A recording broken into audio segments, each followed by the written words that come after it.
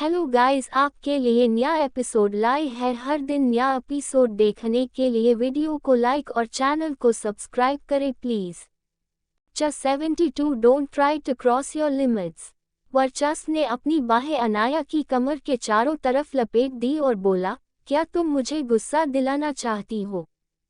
वर्चस्व की इस हरकत को देखकर आसपास खड़े सर्वेंट हैरान रह गए। सभी ने अपना सिर झुका लिया। यहाँ तक कि हाउसकीपर हरीश भी वर्चस्व की हरकत से शॉक्ड था, और वह खुद भी इस वक्त खुद को बहुत ज्यादा एम्बेरस फील कर रहा था। उसने धीरे धीरे अपने कदम पीछे खींच लिए और आंखों के इशारे से सारे सर्वेंट्स को बाहर जाने को भी कह दिया, और फिर वह खुद भी डाइनिंग हॉल से बाहर निकल गया। नहीं, अभी अभी मिस परमार ने आपके लिए इतनी सारी डिशेज रेडी की थी। मैं कुछ और बनाकर कोई झूठा इंप्रेशन शो नहीं करना चाहती थी, अनाया ने बड़ी ही मासूमियत से कहा। उसकी बात सुनकर वर्चस्व को ऐसा लगा जैसे अनाया जानबूझकर यह सब कर रही है।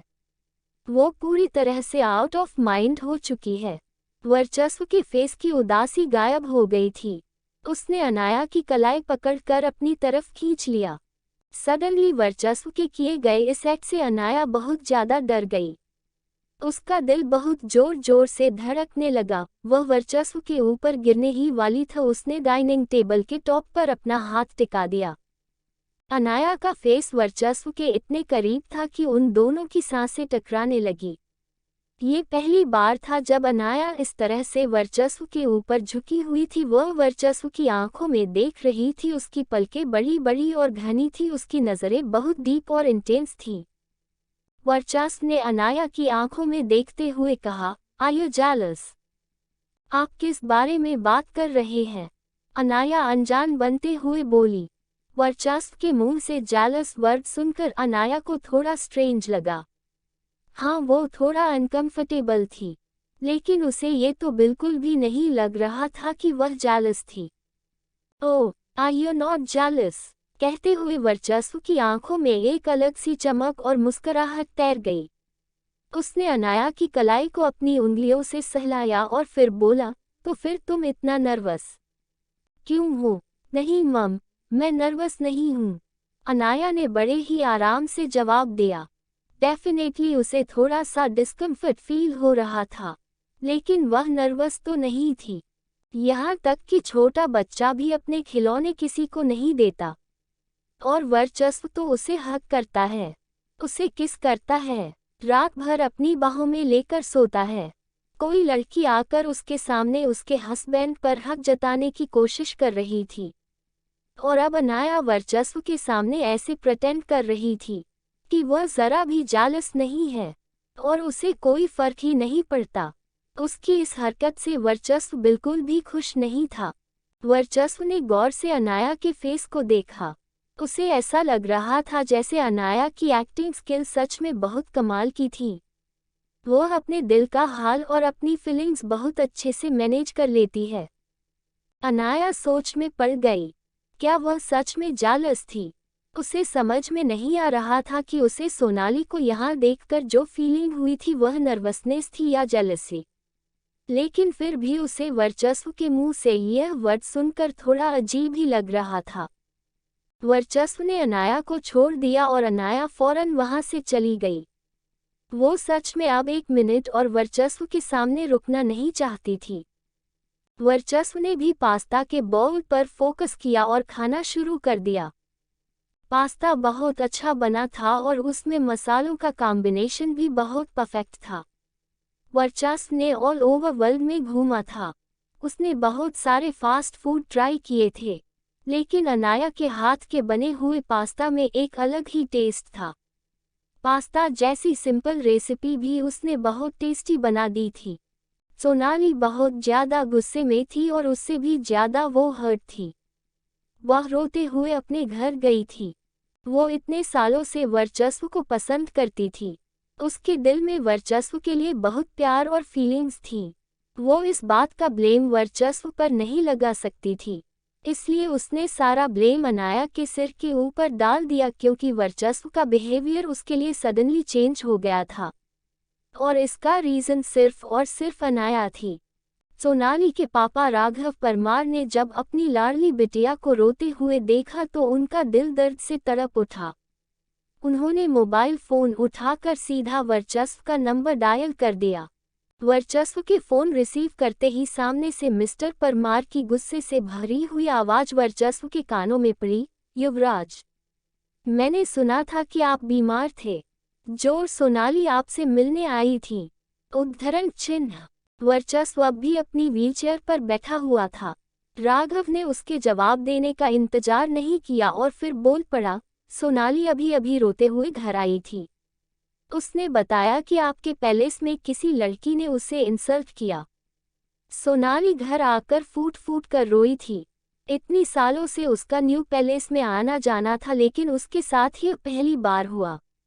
अगर आपके और सोनाली के बीच कोई भी मैटर है तो आप उसे जल्दी से जल्दी सुलझा ले। राघव की बात सुनकर वर्चस्व की आईब्रो सिकुड़ गई।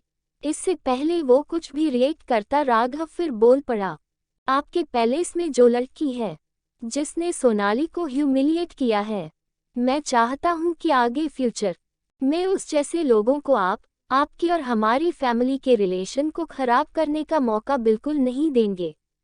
राइट। राघव की हार्टली इच्छा थी कि सोनाली और वर्चस्व की शादी हो जाए, लेकिन वर्चस्व की एंगेजमेंट बचपन में ही रॉय फैमिली की बेटी से हो चुकी थी, इसलिए राघव कुछ नहीं कर सकता था।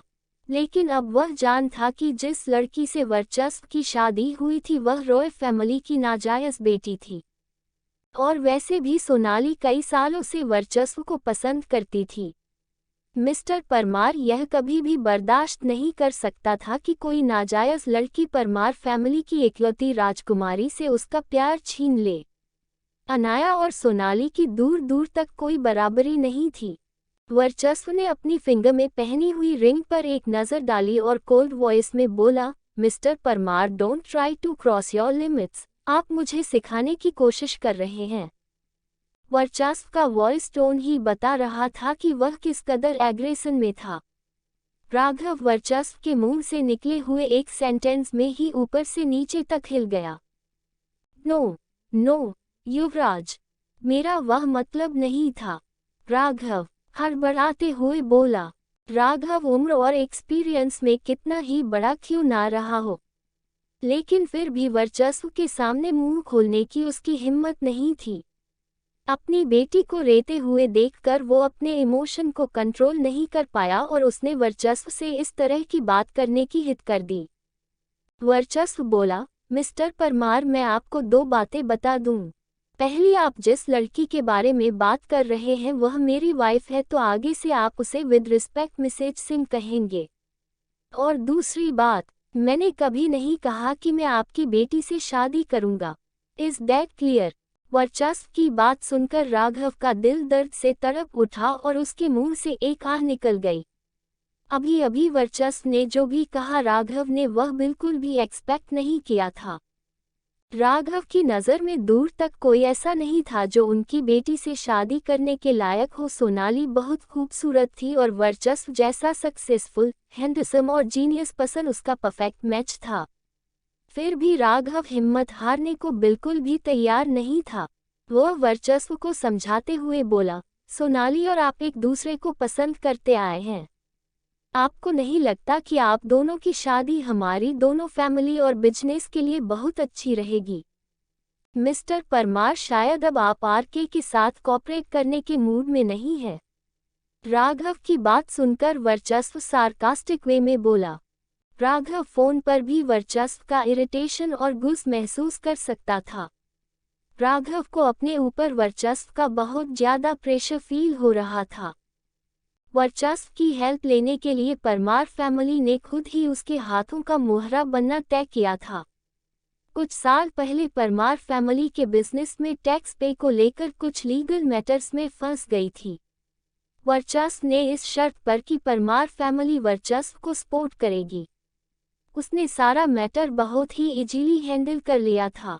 राघव परमार यह बहुत अच्छे से जानता था कि वह वर्चस्व ही था जिसके अंदर उसके फैमिली बिजनेस को बचाने की कैपेसिटी थी, और अगर वह उन्हें उस क्राइसिस से बाहर निकल सकता है तो उसे उसकी कंपनी को वापस कीचड़ में धकेलने में ज़्यादा वक्त नहीं लगेगा।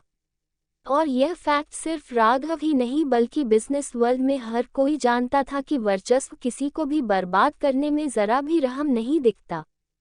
वर्चस्व की आवाज़ सुनकर राघव की पूरी बॉडी पसीने से भीग गई। वो हड़बड़ा कर बोला, सॉरी युवराज, कहने का मतलब वह नहीं था। मुझे आपके पर्सनल मैटर्स में इंटरफेयर नहीं करना चाहिए था। उद्धरण चिन्ह। लेकिन तब तक वर्चस्व बिना एक भी शब्द कहे कॉल डिस्कनेक्ट कर चुका था। वर्चस्व अपनी व्हीलचेयर को रोल करते हुए विंडो के पास चला गया। उसने विंडो से बाहर देखा, शाम ढल रही थी। आसमान में लालिमा छाई हुई थी। पंछी लौटकर अपने घर जा रहे थे। सूरज भी अपनी ठिकाने की तरफ लौट रहा था। कल फिर एक नए सफ़र पर निकलने के लिए, एक काली रात के बाद उसे फिर से दुनिया को रोशन करना था। उसकी आंखों के सामने शाम का खूबसूरत नज़ारा था, लेकिन वर्चस्व के दिल में एक अजीब सा सूनापन था। ऐसे ही एक शाम उसकी और अनाया की शादी हुई थी, लेकिन वह अपनी और अनाया की शादी की खूबसूरती को कभी देख ही नहीं पाया था। आज उसे ऐसा लगा जैसे उसने अपनी ही शादी में शामिल न होकर लाइफ में कुछ ऐसा मिस कर दिया जिसे शायद वो कभी फिर से हासिल नहीं कर पाएगा। रात में वर्चस्व ने अनाया को रोज की तरह अपनी बाहों के घेरे में अपने सीने से लगाकर सुला रखा था, लेकिन आज अनाया का दिल खुश नहीं था। वो वर्चस्व से दूर सोना चाहती थी। उसने थोड़ा दूर खिसकने की कोशिश की, लेकिन वर्चस्व की बॉडी पर लगी हुई चोट की वजह से वह ज़्यादा हिलने की हिम्मत नहीं कर सकी। अनाया ने जैसे ही हिलने की कोशिश की, वर्चस्व की कॉल्ड वॉइस अनाया के कानों में पड़ी, डोंट मूव। वर्चस्व के बोलते ही उसकी गर्म सांसें अनाया की गर्दन से टकराने लगी और अनाया की पूरी बॉडी पर रोंगटे खड़े हो गए। अनाया बोली, मैं सो नहीं पा रही हूँ। अगर आप मुझे छोड़ देंगे तो मैं आपको डिस्टर्ब नहीं करूँगी। वर्चस्व के हाथ का घाव अब ठीक हो गया था। उसने अपने राइट हैंड पर अनाया का सिर रखा हुआ था और अपने सीने से लगा रखा था, और उसके लेफ्ट हैंड की इंडेक्स फिंगर अनाया के फेस पर मूव कर रही थी। उसकी इंडेक्स फिंगर कभी अनाया के सॉफ्ट से गालों को छू रही थी तो कभी उसकी गर्दन को छू रही थी। उसके ये सब करने से अनाया की सांसें बहक रही थीं, और वर्चस्व ये बात बहुत अच्छे से जानता था। वर्चस्व ने धीमी आवाज में अनाया के फेस को देखते हुए कहा, आर यू जेलस? व्हाट? उसकी बात सुनकर अनाया थोड़ी चौंक गई। उसने थोड़ा तेज आवाज में रिस्पॉन्स किया, जैसे उसे इस वक्त वर्चस्व से यह सवाल पूछने की उम्मीद ही ना हो। क्या तुम्हें सोनाली के यहाँ आने से जेलसी फील हो रही थी? वर्चस्व ने दोपहर में हुए इंसिडेंट को रिमाइंड कराते हुए कहा। अनाया ने बिना किसी हेसिटेशन के नाक में अपना सिर हिला दिया। उसके ऐसा करते ही अनाया के बाल उसके चेहरे पर बिखर गए। वर्चस्व ने उसकी चिन को पकड़ लिया और उसे सिर हिलाने से रोक दिया। वर्चस्व ने अनाया का सिर हल्का सा ऊपर उठाया और उसकी आंखों में देखकर पूछा, क्या तुम्हें सच में बुरा नहीं लगा सोनाली का यहाँ आना? साफ साफ तो कह रही हूँ, मुझे क्यों शक होने लगी उससे कल को वो नहीं होगी तो कोई और लड़की होगी। वर्चस्व की बात सुनकर अनाया ने मन ही मन उससे सोचा। अनाया झल्ला कर बोली, हाँ मुझे लगा। वर्चस्व ने बिल्कुल शांत आवाज में पूछा, क्या? अनाया फ्रस्ट्रेट होकर बोली, मुझे बुरा लगा उसका यहाँ आना, मुझे जेलसी फील हो रहा थी। अनाया मन ही मन बोली, यही सुनना चाहते थे न तुम? सुन लिया, अब खुश हो? अनाया की आवाज़ ऐसी थी जैसे वो रो रही हो, हालांकि वह रो नहीं रही थी, बस उसका गला भर आया था। वर्चस्व ने उसे अपनी बाहों में कसकर सीने से लगा लिया और बोला, सो जाओ चुपचाप। अनाया ने अपना लोअर लिप बाइट कर लिया। उसे समझ में नहीं आ रहा था कि आखिर वर्चस्व चाहता क्या है। अगर वो सोनाली के आने से जेलस फील नहीं कर रही, तो क्या यह इंसान पूछ पूछ कर उसे जेलसी फील करवा देगा? अनाया को लगा कि वर्चस्व अच्छे मूड में है। बात करने के लिए ये सही मौका लग रहा था। युवराज, मैंने पहले से ही एक मॉडलिंग शो में पार्टिसिपेट किया हुआ है और उसका कंपटीशन कल से स्टार्ट हो रहा है, अनाया ने धीरे से कहा। कुछ सेकंड रुककर अनाया फिर बोली, युवराज, मैं आपके लिए ब्रेकफास्ट, लंच और डिनर तीनों बना दूंगी और अजय की हेल्प से आपके ऑफिस में भेज दूंगी। थोड़ी देर के लिए रूम में सन्नाटा छा गया। अनाया को लगा कि वर्चस्व सो गया, लेकिन 1 मिनट के बाद अचानक से वर्चस्व की कोल्ड वॉइस अनाया के कानों में पड़ी, क्या तुम जाना चाहती हो? वर्चस्व इस बारे में बहुत पहले से जानता था कि अनाया ने down to the top modelling competition के लिए फॉर्म फिल कर रखा है। अनाया ने मन ही मन सोचा, व्हाट द हेल, जाना चाहती हूँ तभी तो पूछ रही हूँ। सडनली वर्चस्व ने उसके ऊपर से ब्लैकेट खींचकर हटा दिया और एयर कंडीशनर की ठंडी हवा अनाया की पूरी बॉडी को छूने लगी। कुछ ही सेकंड में अनाया की बॉडी कांपने लगी। वर्चस्व दिल्ली ही एयर कंडीशनर का टेम्परेचर 16 डिग्री पर सेट करके सोता था, ताकि अनाया चाह कर भी उससे दूर ना हो पाए। अनाया हड़बड़ाकर बेड पर उठकर बैठ गई। उसे समझ में नहीं आ रहा था वर्चस्व ने ऐसा क्यों किया। अनाया के फेस पर डर और कंफ्यूजन की मिले-जुले एक्सप्रेशन थे। उसे उठते हुए देखकर वर्चस्व ने हाथ बढ़ाकर बेड साइड पर रखे हुए लैंप का स्विच ऑन कर दिया। हल्की येलो लाइट पूरे कमरे में बिखरने लगी। वर्चस्व बोला, किस मी? क्या रिएक्ट करेगी अनाया वर्चस्व की किस वाली डिमोड पर? क्या राघव परमार अनाया को वर्चस्व की लाइफ से दूर करने के लिए करेगा कुछ प्लानिंग?